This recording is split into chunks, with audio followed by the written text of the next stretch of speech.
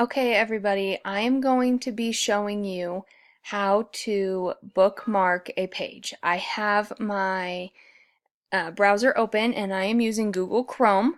When you open it up, it already goes to Google. So what we're going to do, let's say I am searching for a construction company. So what I'm going to do is I'm going to hit local construction companies.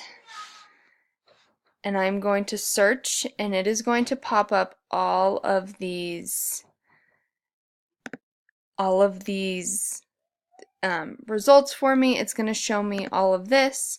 So what would happen is if I found these, what I would do is I would come in here and I would hit this little star in the top right hand corner. It says bookmark this page. It'll pull this up. You can choose where to put it. You can put it in another folder, your bookmarks bar, which is where I'm going to put it, and you can add in a name. I'm going to leave it just like this since it's pretty self-explanatory. You hit done and it's bookmarked. Now in order to access those, you can come over here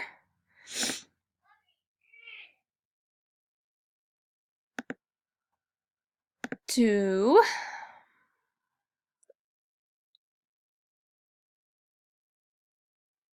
this bookmark manager,